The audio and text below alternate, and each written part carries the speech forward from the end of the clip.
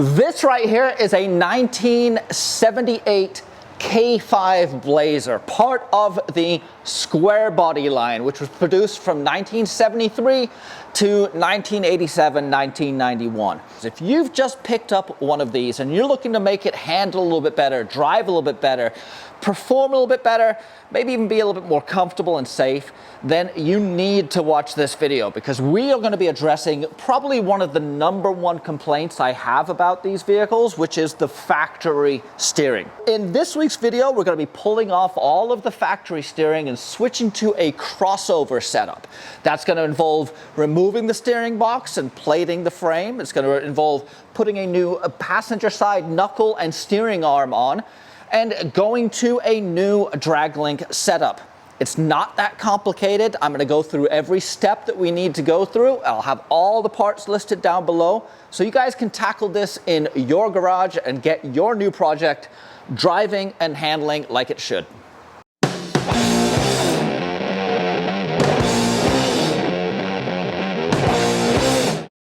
We have a lot of the parts in for this beautiful Blazer behind me, so Ryan's throwing it up on the rack, and today we're going to start dismantling and tearing off some of this old steering. So I thought today would be a great opportunity to actually give you guys hands-on as to how to install this stuff, what you're going to need, and why it's helpful to change all these parts. We are going to be doing suspension. So far we've installed the Bilsteins, but we're still waiting on the custom suspension. And when the custom leaf springs show up, we're going to be doing all new bushings in the leaf springs, and we're also replacing the shackles and the bushings and the shackles, and we'll be giving you a video on that, because that's going to be a dramatic improvement to how all this works. But today, let's throw it up in the air, start stripping stuff off. We've got a bunch of things to put on. We're going to be welding on these new reinforcement plates, and we'll show you why you want reinforcement plates. I don't think this frame is cracked, but we'll check anyway, and while we're in there, it's important to just take care of the problem for the future. We've also got a new steering box from Redhead Steering that's going to give us the reverse swing of the pitman arm that we need for the crossover steering. That's right there. It's going to be going in as soon as we've welded these in. But today is going to be all about dismantling. So let's get to it. Quite a few of the steering components have showed up for the green Blazer build, so I thought I'd quickly bang through what we have so you guys can see what I recommend you should be addressing on your rebuild of your Squarebody. We are obviously going to a crossover system. That is what this is for. This is going to be the new drag link, but instead of moving from the pitman arm to the driver's side knuckle, it's going to run all the way across to the passenger side, where you will have this arm mounted on top of the knuckle, giving you a nice, clean, linear pull across the truck, instead of using the dog leg and the drop pitman and a bunch of different rod ends to try and do it the factory way.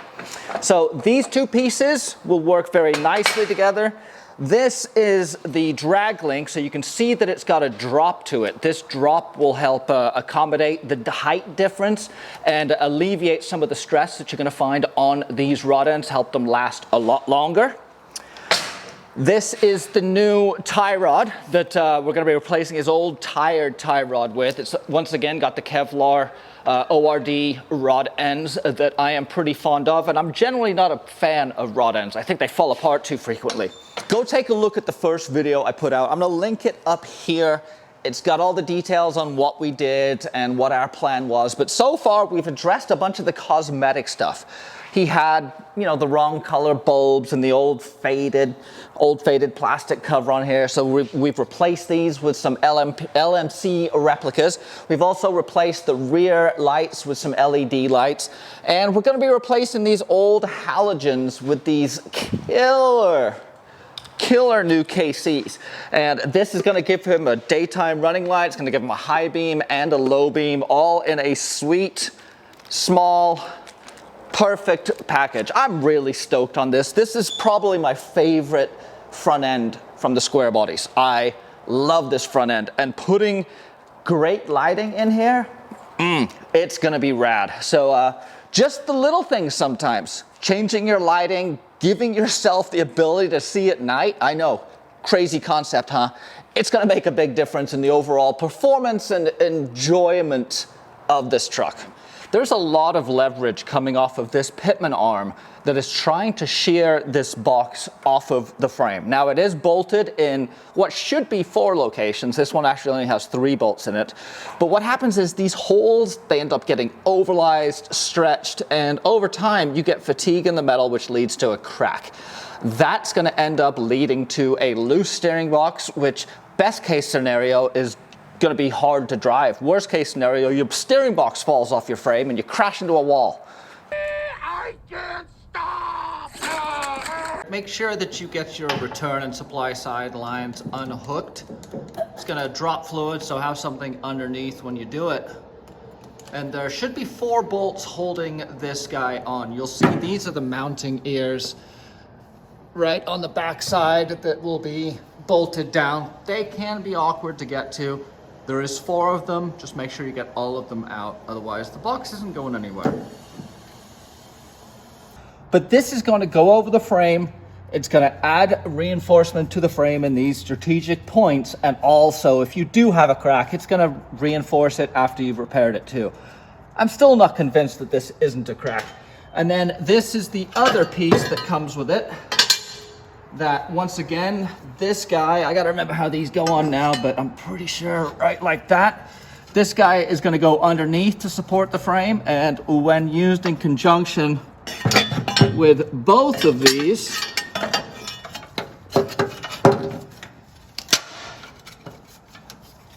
you can see just how burly your frame's gonna get. We've stripped the frame down to bare metal. We're gonna take it down so we can weld on a clean surface. You're gonna wanna clean everything underneath here and on top. Our next step is gonna be pulling this fender and inner liner out so we can get more access in. And then we're gonna put the plate on. I like to put the plate on and bolt it in place so I know where it's going to sit, and then tack it in place, remove the bolts when I'm done, and then burn it all in together. Paint it and get the box back on there so we can start replacing the tie rod right here and the drag link, and adding a steering arm over here for the crossover steering. We already got the Bilsteins on. They have made a huge improvement in how this thing drives. I can't wait until we get the springs. It's gonna be a marked improvement over these old tired ones. Getting the plates installed, it's gonna serve you best if you get everything in there nice and tight and lined up before you weld it in. That way, you're gonna have a great weld and a nice contact patch. So these are rosette welds. So that's gonna get filled right there. That's gonna get filled right there. And then we're just going to do, you know, rows of 1.5 inches. You're not gonna do a full weld all the way around. There's no need. This will get burned in, and then we'll tie it all into the bottom plate down below. Put some clamps, some bolts, and we're ready to burn.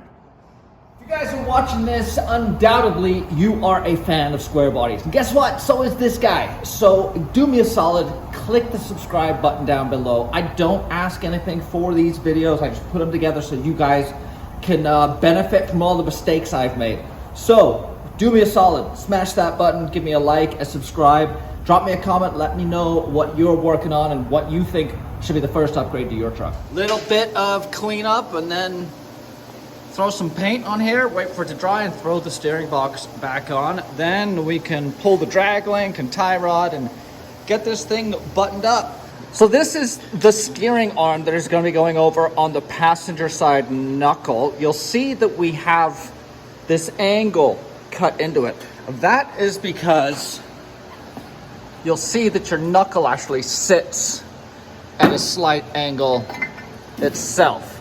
So when you put the arm on, it's going to be flat. Now, there is some machining work required. This is a flat top Dana 44 knuckle. So we're pulling off the knuckle, which involves pulling off the hub, pulling off the spindle, taking everything apart, and which is a good thing to do. You know, we can check the grease out, make sure it isn't too bad, there's not broken parts in there. And then we will run this over to the machine shop across the street. This is gonna get buffed flat, and then we're gonna have 3 holes drilled in it for these guys, which will accept some threaded studs and tapered nuts on top. And then you'll see this is actually set up for high steer and crossover. We'll only be using the one. And yeah, drag links right there still to go in, and we'll show you the plates over here. There's the plates that have been welded in. Box is going on tomorrow. Hopefully we'll have the knuckle back from the shop tomorrow afternoon. Button this thing back up and get it back to the guy. I did order quite a bit of things from LMC Truck. LMC Truck, love them or hate them, they have a lot of parts for these trucks. And yes, they do charge a lot in shipping, but my experience is the quality of their parts have steadily been improving, and they continue to innovate and bring us cool stuff. One piece of gear that I have grown fond of is these new LED. And you can see here there's a whole LED back panel that just plugs into your old sockets, and you get LED tail lights. Now, I wouldn't put these on a rock crawler because I tend to destroy these, but for a build like this, getting this sequential LED and having a nice clear bright red and a nice beautiful clear white, these things are really great. So if you're looking at upgrading your taillights, I would recommend checking out these LED models. I also ordered some additional front markers, as his were pretty worn. And I gotta say, this is a nice fit and finish. It's a remanufactured part. It may be a Chinese part, but it looks good, and it's one of the few places you can find this stuff still. I also picked him up a new gauge. Can't speak right now. I picked him up a new gauge cluster, as his is pretty thrashed. This is going to be going in front of the Dakota Digital that we also got. So he's getting a Dakota Digital and a new console. That is going to look perfect. So looking forward to getting that guy installed.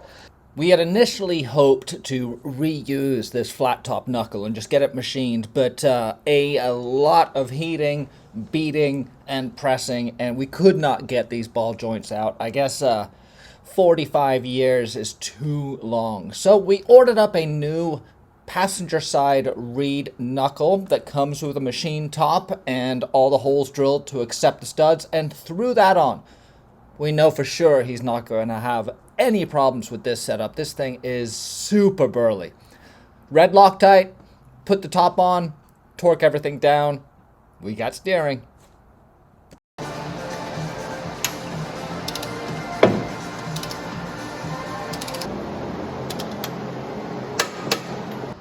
We are wrapping up the first stage of this build, which has been obviously the steering and some cosmetic changes. But I wanted to go through exactly what we did so you guys at home can follow along. So far this truck has received, we've changed all the wiper motors. We don't have the wiper arms, but we've done the wiper motors. We've done all of the lighting from the KC headlights to the side markers or front markers and the rear LED tail lights. We also installed the new steering box, plated the frame, put a new drag link and crossover steering on, and replaced the tie rod with an HD version. It got a Reid racing knuckle on the passenger side for the high steer arm from Off-Road Design. And we replaced the front grille with a reissue from LMC. There's always a lot of confusion between high steer and crossover steering. They are both very similar, but they've got some subtle differences. And what we're looking at right here is crossover steering. Crossover steering leaves the tie rod underneath the leaf springs. You see that the tie rod is underneath the leaf springs here, sitting down here on the knuckle. Crossover moves the drag link. Remember, drag, the pitman arm right here is going to drag this rod over to steer from the passenger side, not the driver's side. If you were to go to high steer, you would be moving this guy up to here. This is the mounting point for high steer, but we do not have a high steer arm on this side, so we're not doing that. But my buddy Carl's truck that's in here right now does have high steer and crossover. So there's our drag link running all the way across, and you'll see the high steer right here on top of the leaf springs.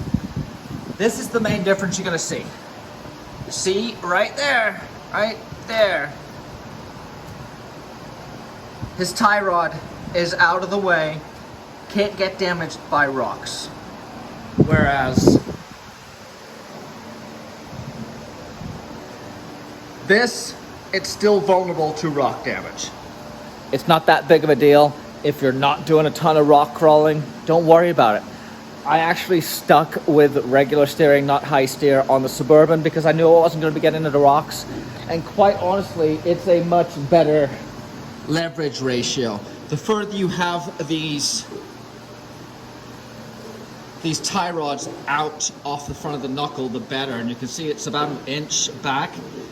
That reduces your effective leverage on the arm, making your box and everything work a whole lot harder. So let's get this thing aligned, get the wheels on it, fill up the steering box, go for a test drive. The alignment's off, as you can see right here. Yeah, we set it up for NASCAR. And what we need to do is set up for rock crawling, which means the wheels need to be straight ahead. So the steering wheel is currently clocked perfectly at 12. And if you look, the pitman arm is perfect too. So what we're gonna need to do is we're gonna need to shorten up this guy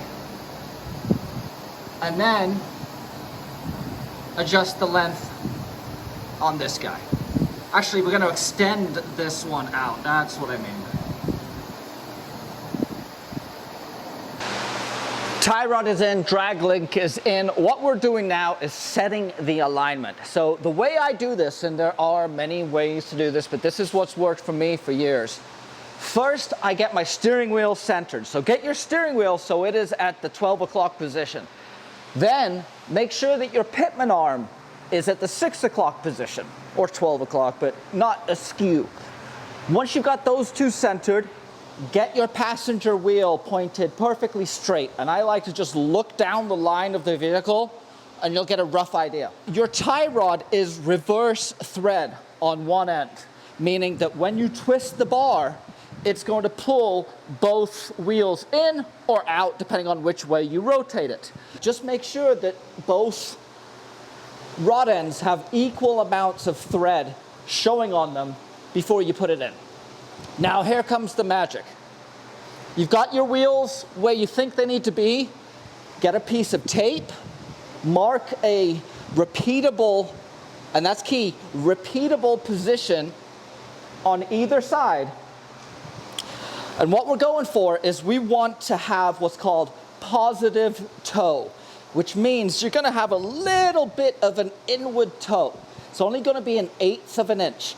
That 1/8 of an inch is measuring the distance from the front of the tires and comparing it to the distance at the back of the tires. So here's how we do that. So I'm gonna strike a position right here. Carl measures it, and I'm gonna leave Carl to do all the measuring. I keep my position consistent, he keeps his position consistent. So what do you have over there? 70 and 3/8. 70 and 3/8 across the tires. So now that we know what the distance on the front is, rotate this 180 degrees until the tape is on this side.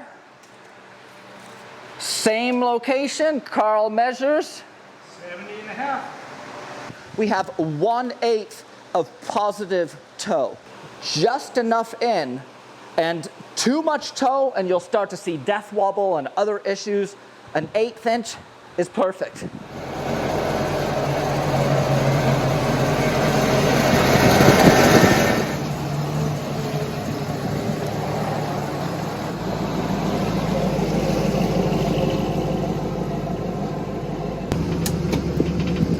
Okay, test driving the new steering, and everything is looking pretty good. Our angle of our steering wheel is off, so that means we're going to need to adjust the drag length slightly. But in terms of alignment, it is straight down the barrel.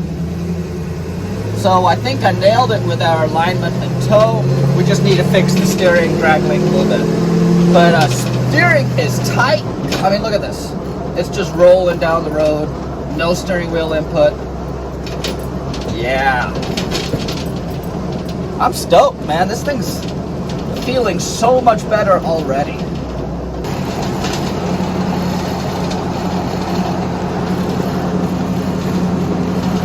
Yeah, he's gonna be happy with this.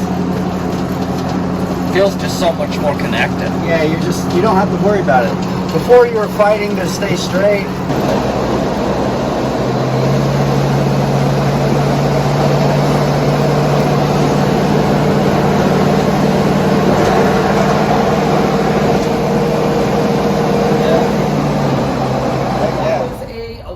Video on steering for these trucks, but there's a lot of other things you can do to make these trucks perform, and I'm going to list up here a playlist that has videos on steering, on lockers.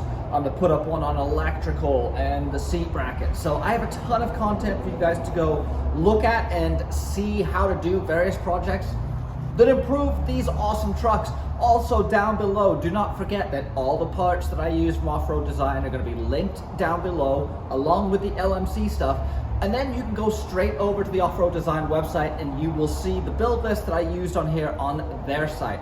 I highly recommend checking them out, offroaddesign.com. Go take a look at my website, merricksgarage.com, and we'll see you next week.